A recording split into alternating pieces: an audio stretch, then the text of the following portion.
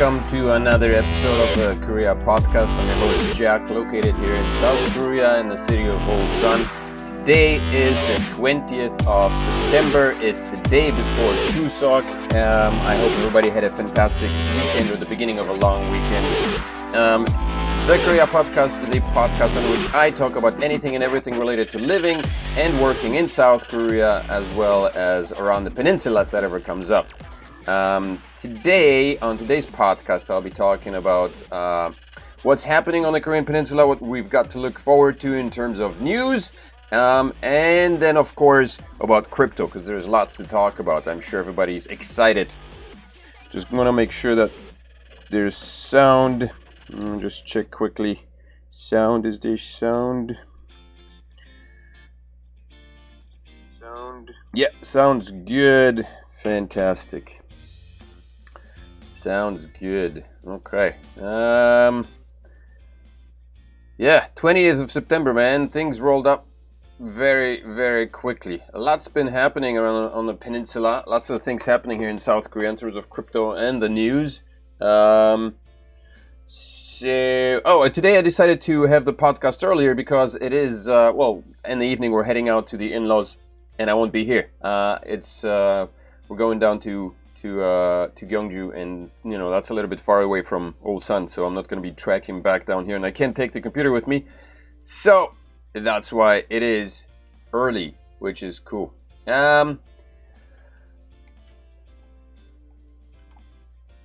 Traffic. Yeah, for those who are thinking about traveling, man, maybe rethink that madness. I don't know if that's something you want to do,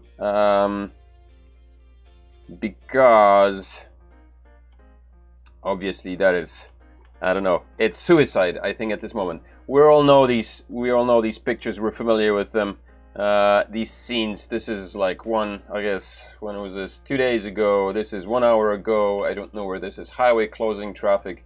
That's Chuseok. Have a nationwide exodus begins ahead of extended Chuseok holiday. I think this was Friday, September 17th. People already we're already leaving. Lots of people, I guess, were taking airplanes. You can fly over to most major cities. I think Daegu has an airport. Ulsan has an airport. I know a bunch of people travel between Ulsan and Seoul. People fly over to Jeju-do. But yeah, starting Friday, man, everybody was lining up, disappearing, taking off. Major highways see congestion on first day of Chuseok holiday. So I hope you were not traveling during those days, during the first Friday, because it must have been crazy. Many sections of major highways in South Korea remained congested with heavy traffic Saturday morning. Just checking on Saturday morning. Can't even hear the music right now. All right, fantastic. I got some cool tunes here pumping in the back. Can't even hear the music right now. All right, fantastic. Got some cool tunes here pumping in the back. Can't even hear the music right now. Okay, good. There's music. Let me know if it's too high. One more thing I forgot to remind you of. If this is your first time visiting the Live in Korea channel, then make sure to subscribe. Smash up the likes for just for the sake of it, because it's here, because it doesn't cost you anything. It's just a push of a button, and you will be helping out the channel.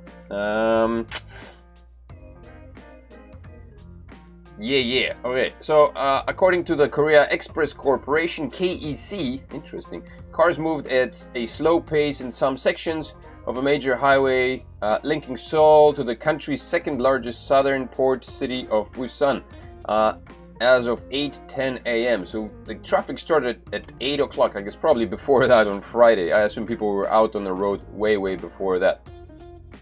Traffic, that's what's happening. Officially, Chuseok doesn't start until tomorrow, and I assume most traffic is going to be done today. Most travel will be done today. Tomorrow there'll probably be some, but the highways will not be as congested as that, because tomorrow is the official Chebe, or bowing and worshipping in the morning. So everybody should be by then at home and getting ready for the celebrations. What else? In the meantime here, co-worshipping churches share worship hall amid pandemic. Another bomb dropped on the Protestant churches. Protestant churches, this is a quick little article posted on the Korea Times about the dominance of churches, and it seems like the Protestant church is the major one here in Korea apparently.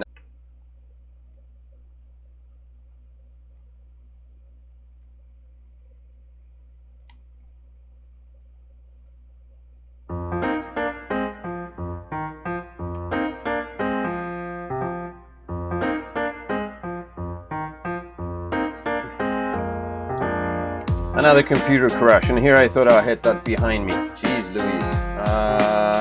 It was related to overheating, my computer overheating, and apparently maybe also dust. No idea. I gotta work on that. Anyway, we're back on track. 6.7.6 million. No, wait, that's 9.6 million believers in the Protestant Church, 7.6 million Buddhists, and 3.8 Catholics. A lot of people, but there'll be, I don't know if there have been, I didn't read the article to be honest with you. Churches share worship hall amid pandemic. Not a great thing, I think. Watch, there is going to be more bombs coming towards the churches and increased numbers. I mean, as if the certain congregations haven't done enough for the reputation. South Korea to deploy homegrown SLBM next year. Yeah, so South Korea may be plunging into the outer stratosphere. South Korea plans to put into operation a newly unveiled homegrown submarine-launched ballistic missile at sea around the second half of the year, sources said Monday. Last week, the country unveiled its first homegrown SLBM by announcing a successful test launch from the 3,000-ton class Dosan Anchang-ho submarine. South Korea became the world's 7th nation to have proven field operation capabilities of the system.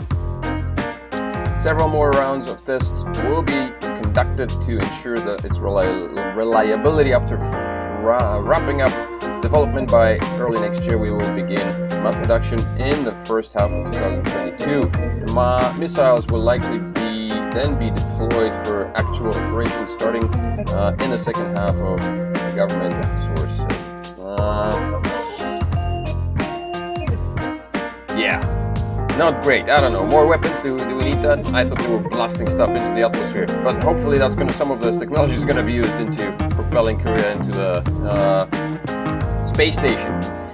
Korean consumers fascinated by expensive, unconventional fruit. It's true. Have you seen the amount of muscat grapes? Everybody's buying muscat grapes, and these suckers are expensive. There's also like muscat melon, which is a new thing. Ooh, music too loud. Okay, let's turn it down a little bit. Which is a new thing. I have never seen it. It's okay. It's just a cantaloupe or a honeydew, whatever they're called. But it's called muscat something. That's what Koreans like to do. Ministry offers virtual visits to ancestral graves amid pandemic. Interesting. Virtual memorial services that enable Songmyo, a visit to one's ancestral graves ahead of the Chuseok holiday, is taking root here as the pandemic rolls on. The Ministry of Health and Welfare has provided the online memorial service at eSky Funeral Information System since last September as a means to follow strictly the social distancing protocol in place during one of the country's 2 traditional holidays, the other being the Lunar New Year. This whole thing is just, there's so much confusion. You know, one minute you're being told that restrictions are going to lessen, the second you're being told that this is happening, and you know, it spreads panic, I guess. People are, I don't know what to do. Should I stay inside? Should I go out? I mean, everybody wants to see their family and family members and stuff, and so this is good, I guess, for, I don't know, people who are alone, maybe, too far away to travel or whatever. In certain instances, I'm sure this is a good idea. This is an interesting story. Hunting devilfish in Korea in 1912. This is kind of related to Chuseok, and I'll tell you in a minute why. But first, I would like to open with a prenopsis, I guess.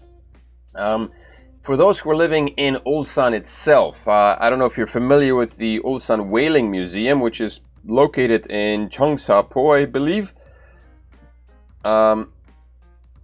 There in the Whaling Museum, there is a little memorial dedicated to the movies of Indiana Jones, which is a fantastic series. I grew up with that stuff. But why is it there, you might wonder?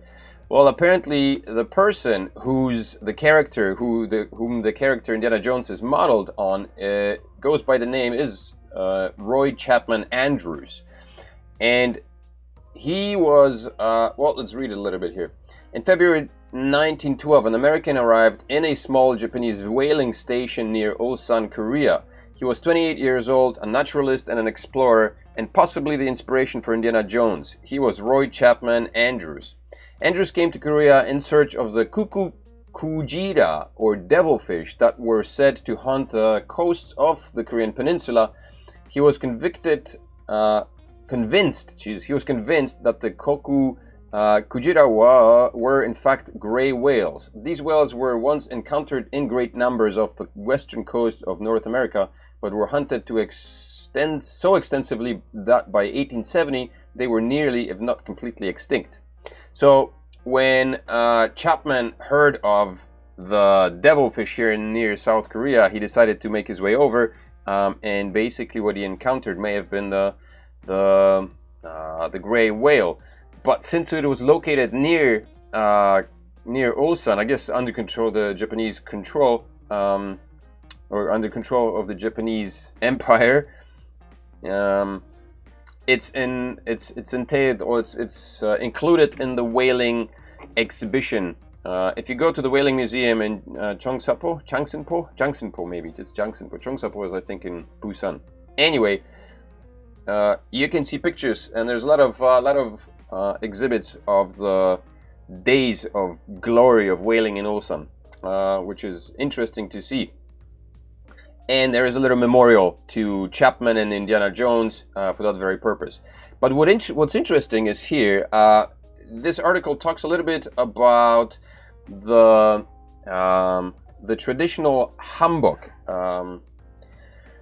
It is interesting to note that whales may have been the reason why he was in Korea, but one of the first subjects Andrews described was Korean women. That's not a surprise. 28-year-old buck arriving in a foreign country, he's fascinated by women. Like, that's something new, right? But what this describes is interesting. Women in voluminous white skirts with bright colored sashes and jackets so short that their naked breasts appeared beneath. That's an interesting part. And I asked my wife, basically, so we all know the Korean hanbok and the short jackets that are surprisingly short. Some are longer, but for the most part they're very short. And I asked my wife if that were the case, if Korean women were indeed wearing nothing but the white dress and the short jacket, exposing the lower part of their breasts, and she said that this was often done by, I guess, by working women, the lower class people, the poor who couldn't afford shirts or something like that. But so I guess I could imagine that if you came to the whaling village, this would probably be the part of the population that would fall into that category, fall into that group, and so that's the type of women he did see. But he described some girls were really lovely, some, not all. Delicate oval faces, skins almost white, and soft brown eyes. The Western or the Korean girls are much prettier than either the Chinese or Japanese women. I wonder if that's like an additional by the opinion guy who wrote this article, if this was added by Chapman. I suppose because their features more nearly approximate our own. Anyway, I thought this was an interesting piece, something new to know about hanboks. Why the jackets were so short and are to this day, I have no idea. But this is the case that was. Maybe, I assume that hanboks are pretty bulky dresses, and I assume that may have been a bit warm, so women used to wear those. But it's interesting to see the contrast in past and present in terms of like social standards, expectations, and whatnot. Seems that things were a lot more loose back then. Loosey-goosey. Business sales rise at fastest rate since 2017. So despite 2015, so despite all the pandemic and all the COVID scare and all that stuff, businesses grew. Korean company sales rose by 18.7% in the second quarter of this year. So how does that happen? I don't know. People locked themselves up and started buying more crap in preparation for the final disaster. I don't know. when there were still hopes that lockdown could end soon. The Bank of Korea said Wednesday that was the fastest growth since 2015. They had declined each quarter last year due to the pandemic, but shifted to growth in the first 3 months of this year. I guess people were released, everybody went back out and started blowing cash. Morning coffee. Well, morning. Early noon coffee, I guess.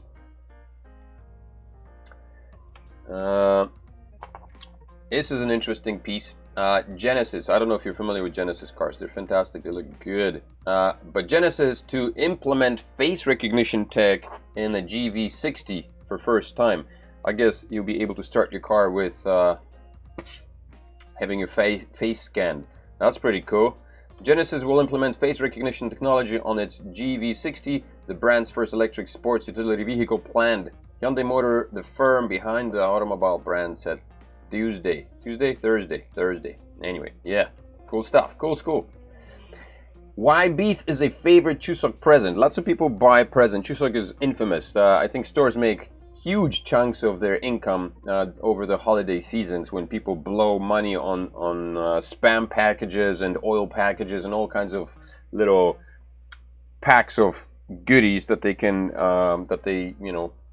send out to or give out to their employees or family members and stuff. Just tons and tons of it. But why is beef a favorite Chuseok present? Beef because it's my first guess is because it's it's expensive and it's people like expensive stuff. Beef from prized Korean cows has long been a favorite present for Chuseok, which celebrates the harvest moon when the year's bounty is brought in. Cows are, of course, essential for farming, both for their produce and as beasts of burden. In the old days, it was said that a cow has more power than 8 people. That also made them favorite dowry, and farmers might sell some of their livestock to pay for their children's higher education. Now farming is mostly mechanized, but beef still retains its luster, especially if it comes from the small Hanu breed that produces particularly fine meat.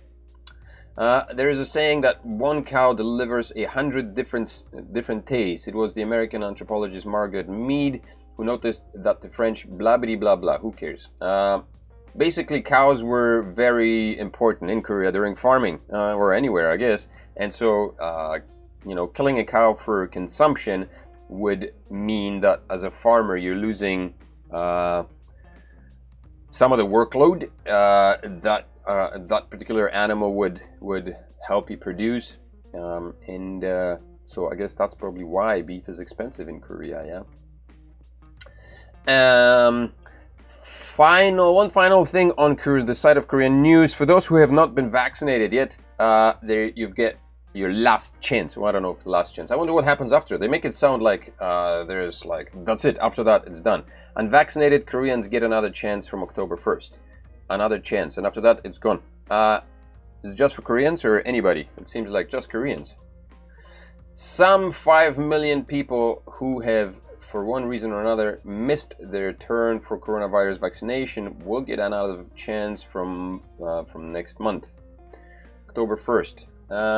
I think 65% of Koreans, 65 Koreans get first COVID vaccine dose. 30 million Koreans get first vaccine dose. I think this is the same thing.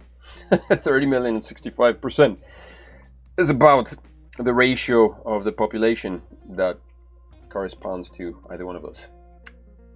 Right, let's check. Anybody in chat section? No, nobody. It's too early. Nobody expected this to happen this early. But here it is. There's a couple of things I wanted to pull up. Oh, let me see. Oh, there's one more thing. There is a new series. If you're into Netflix, if you're watching Netflix, or if you're like new series that's been making rounds on Facebook, people are talking about it. The Squid Game on Netflix. If you're on Netflix and you're enjoying watching, then you might want to check this one out because it looks pretty interesting and promising. Interesting idea. It's basically a show in which I don't know the exact details, but from the quick preview that I saw, people with high amounts of debt were jailed or put into a special camp. They're all wearing numbers in this picture, so I assume it's some type of jail. and they're made to play childish games like sumakokchi, which is one person faces a tree or a wall and counts and says the line, you know, sumakokchi su something pomnida or whatever, I don't know what it's, and then turns around, and in the meantime, while they're saying this, everybody runs towards the person, and when the person, the tree hugger, turns around, everybody has to freeze. The person that's moving is out of the game, has to go back to the start of the line. But in this particular game or series, this doll shoots them. So that's one of the games. There's a bunch of other games that I saw in the trailer, like tug rope and some other games which the contestants have to, or the prisoners have to engage in, and basically there's always a group of them that dies, and the winner is supposed to receive 45 billion won, which is about, I guess, 40 something million dollars, like 40, I don't know, 42 or 43 million dollars, something like that. Yeah, so that's what's happening. That's what's on. Here's another shot of the video official teaser. So that's interesting. That's interesting. So check it out if you're on Netflix. Might be interesting. I will definitely be watching out for that. Yes. Okay. All right. Moving on. So let's move on to our crypto.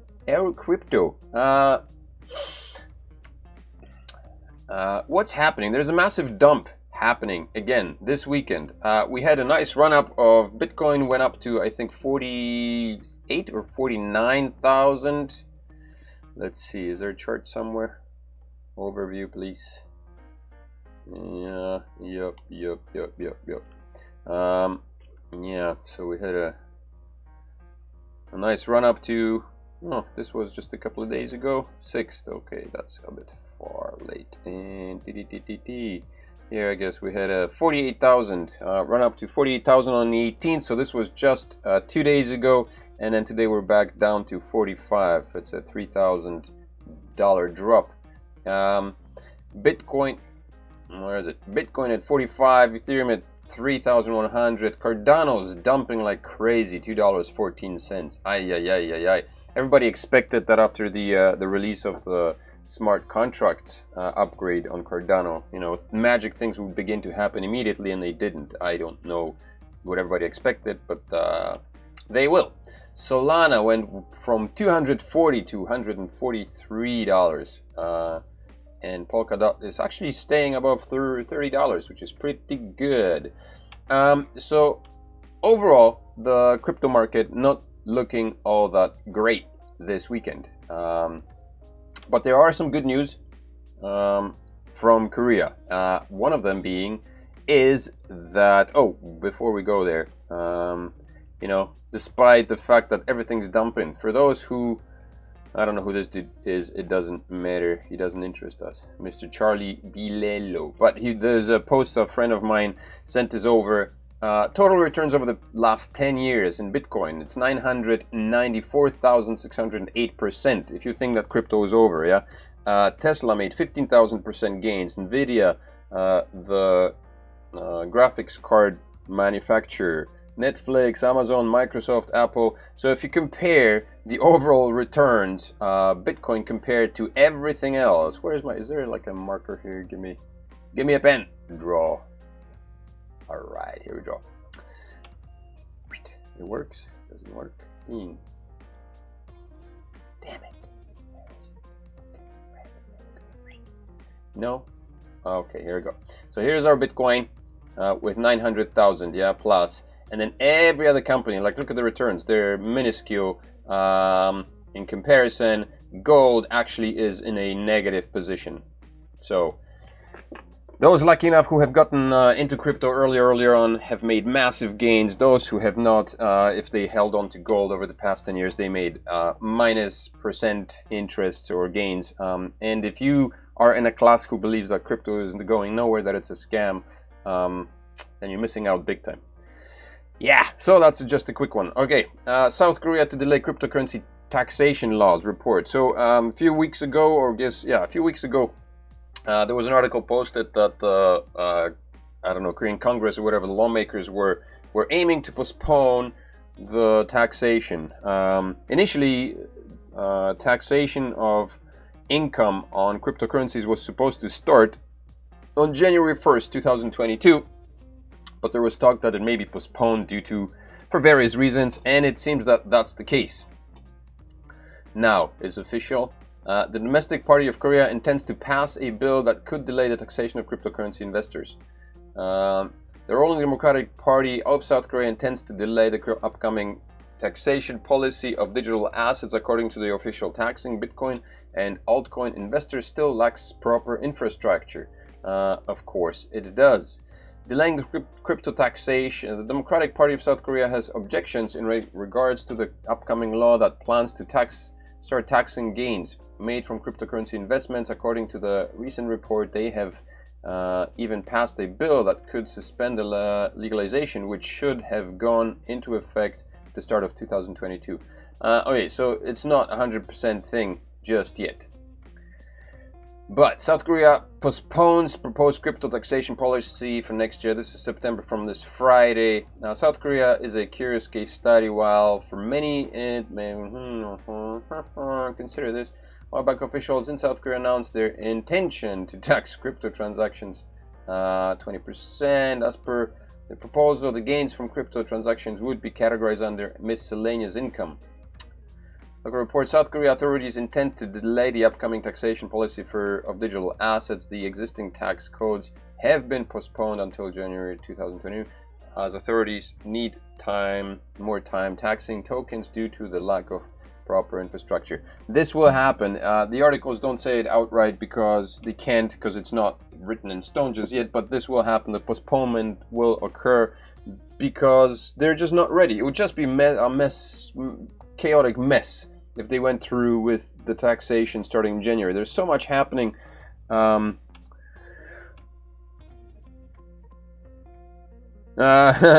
Rajat says, no one's watching me. Yeah, it's true. No one's watching me because I'm early. I usually come on at 10 p.m. So the ones who expect it would expect it at 10 p.m. But you're here, you're watching, so that's good.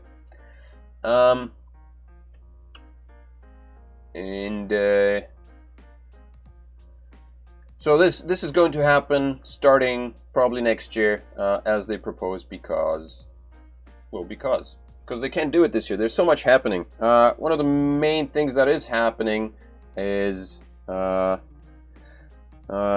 says, let me just go over the chat here. Rajat says, I'm from India. Rajat Jaiswal. What's up, Rajat Jaiswal? Welcome to the Living Korea podcast. Or the Korea podcast. Just went to clear up some of the links. Yeah. So one of the reasons why, man, there's so much advertising. One of the reasons why I believe this will happen is because this Friday, apparently, 60 crypto exchanges were suspended in South Korea, were shut down, were ordered to shut down. What 60 cryptocurrency exchanges functioning in South Korea are now obligated to notify their customers about the trading suspension by midnight on Friday. And this article was posted on the 17th, which is Friday, and I'm not sure if they're referring to the 24th. The official shutdown date is the 24th of September. However, I think there's an article here that says Black Friday in South Korea as crypto exchanges announced shutdown. All but 4 platforms in South Korea obligated to announce the suspension of their services by today. The 4 exchanges were Coinbit, Coinon, Upbit, Bitum, and Corbit. I think those were the 4 that were to remain open. Among 63 crypto exchanges in South Korea, only 4 are expected to survive the country's new standards for virtual assets businesses. Despite repeated requests for more prep time from industry executives and lawmakers, financial authorities ordered exchanges that have not met the requirements to announce their own closures by September 17th, which was this past Friday, a week before the actual regulatory deadline of September 24th. The new requirements for crypto exchanges were stipulated in the revised Act on Reporting and Use of Certain Financial Transaction Information. The Act, enacted on March 25th, gave virtual asset exchanges a 6-month grace period to follow the requirements. Under the Act, the Financial Services Commission, FSC, set 2 major requirements. The first is to obtain the Information Security Management System certification, which proves the capability of a business in protecting users' personal information. The second requirement is securing a partnership with a local bank in Korea to provide crypto exchange users with withdrawal and deposit bank accounts under their real names. This is to lower the risk of crimes such as money laundering, embezzlement, and price manipulation. So really 2 things that people needed to do, these exchanges needed to do, and from what I gather, most of the news that that was related to this point talked about the exchanges being unable to secure bank accounts. So it seems like maybe the first part, they did secure the ISMS certification, but they were not able to secure bank accounts, which, you know, speaks volumes about banks and the charade that the banks are playing, because the banks could have done it, but obviously they chose not to for one reason or another. So apparently all 60 exchanges are shut down. I have no idea. GoPax, let's see, GoPax still operational? Hello, this is GoPax, a virtual asset exchange. Recent criminal acts of telecommunication, financial fraud, voice phishing have been done. Part-time job. Recruitment of part-time job, coin transaction agency. Confirm, okay. Notice, notification of real-time verifying deposit withdrawal. Well, I don't know, it seems like GoPax is still on. Is it? Login, sign up. Yes, seems to be working. Don't show that. So GoPax is here. I don't even know what other 63 Korean crypto exchanges. What are the 63 Korean crypto exchanges? Small crypto exchanges. Bybit, I think, shut down.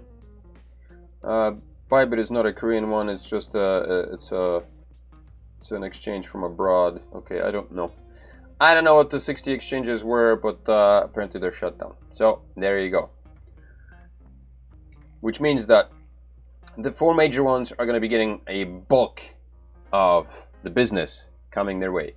Over 60 crypto exchanges in South Korea to suspend operations from next week. So I guess it's not official just yet. They were supposed to suspend it by last Friday, but the official deadline is the 24th of September.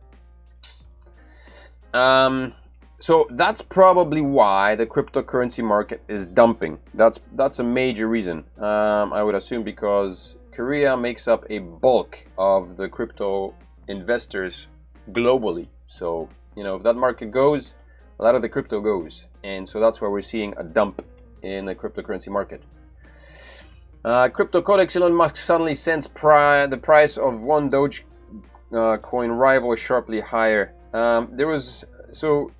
I don't know if you followed this nonsense, this drama. Elon Musk announced that he bought a dog and he called him whatever. It was a Shiba Inu, yeah, the Japanese variety of a dog.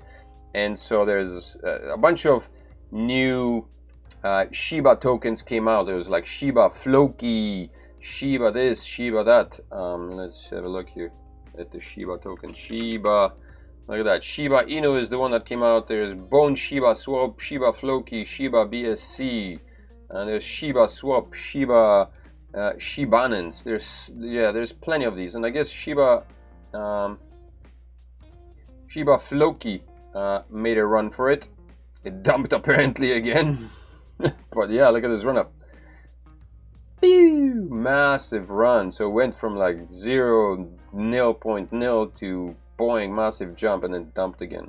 Just a, you know, pump and dump scheme here. Yeah, so thanks Elon Musk for causing more nonsense in the cryptocurrency sphere. Like, seriously, do we need that? Stuff like that makes people not trust cryptocurrencies. Inflation watch, whatever.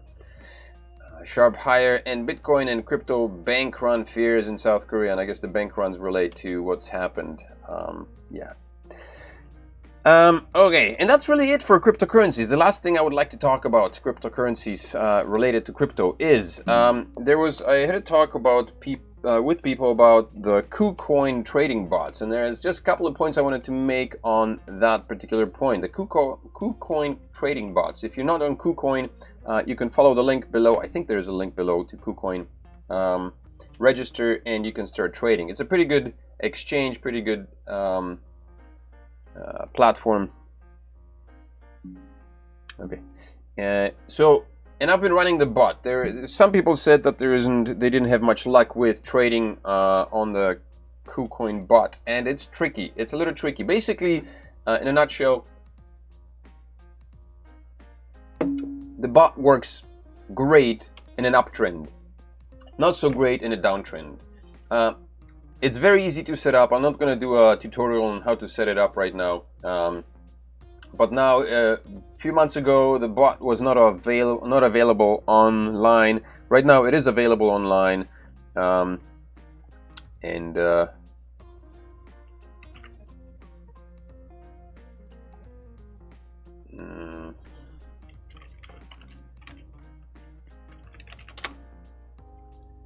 now it is available online.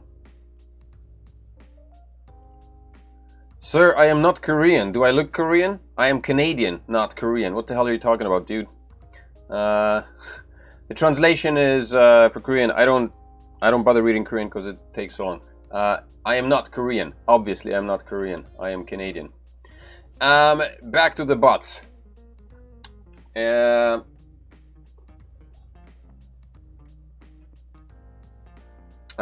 KuCoin made the bot available online, so you can access it online. And I've got 3 bots running right now, and here's the result. As you can see, everything's in red. So how it works is right here. This is your total profit loss right here, and it's all nicely in red because I entered Zilliqa USDT, ADA USDT, and Sol USDT. Right here where it says grid profits, this tiny little number is in green, which means the trades that were conducted on these bots are in profit. Unfortunately, since the whole market dumped after my entry, so right here is the entry price. So I entered Zilliqa. I entered a trade on Zilliqa at 0.1128.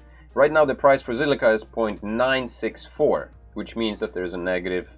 Well, there is a negative loss basically on the value of Zilliqa since I entered. Same thing on ADA. I entered at 2.65. Right now it's 2.16, and same thing on Sol. I entered at 194, and right now it's 144. So these total profits reflect the current price of the cryptocurrency, which is why I'm saying that these bots work best in an uptrend than in a bull market. Not so well in a down market, because even though the grid profits are in the green, the overall total profits are in the red, and there's a floating profit. And basically, these profits are not realized until you withdraw. If I were to withdraw or stop the bots right now, my overall profits would be in the red. But since the floating profit is only floating in theory, so to speak, until the time when I close down the bots, we're all good. So you got these bots open until these cryptos start pumping again, which should happen within the next couple of weeks, hopefully by October, according to BitBoy Crypto. I guess he didn't foresee the dump or the shutdown of 63 exchanges here in South Korea. So once that happens, all these cryptos should pump and everything should be great. ADA, what's happening to ADA? Okay, here we go.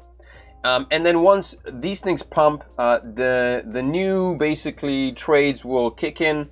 I don't have any. There's some trades open here. So how it goes is basically the bot places orders at certain times. So once Zilliqa dumps to 0.0809, the bot will purchase some ZIL, and then if it pumps back up, it's going to sell it. And so these are the buy orders, these are the sell orders, and as price reaches a certain level, you know, the bot sells it, and right here, so even though everything's dumping, the bot sold it like 0.39 cents of ZIL. And you can set up the parameters in terms of, you know, how much and whatnot. You can do all that. Actually, as a matter of fact, if you go to the bot right here on the side, it shows you the ranking of different trading pairs. There's PBX USDT, which is number one. Somebody made 10,000 10,000% in profit. I've been there as well. And you can basically click on that and copy the exact same trades, same parameters. You just choose, if you create, you choose the amount of money you would like to invest. The only thing I would caution against is to first check the trading pair, PBX. Oftentimes, trading pairs are listed initially. When they're initially listed, you will see a pump, but then the overall value of the token is on a downtrend. So this one, PBX, yeah, this is a token that was just listed, I guess. This is on the hour chart. This token was just listed and it pumped, and right now it's actually on a downtrend. So whoever came in here, probably that guy, saw a nice, you know, pump to 10,000% gain, and then ever since then it's on a downtrend. So if you were to enter a trade right now on this particular token on the bot, you'd probably lose your money because it's just a token that just came in, and you know, it had a pump, but now it's on the dump. So you can follow all these, you can do that, but the best way to go about it is to pick a token or a coin that you know the movement of, and then you can make some profit. So like Sol, I know Sol and ADA and ZIL has been around for a long time. It's a small cap coin. ADA and Sol, I know what the prices were, and we know what they will be within a longer term. So I'm okay to have some money, and also like the investment I put in, it's a small investment. You can see there's $223, $50, $79, $80 here. So they're small investments, but yeah. So that's that. That's not a very long, not an in-depth overview of how the bots run, but it's a very quick crash course on how it works. It's a very quick crash course on how all that stuff works.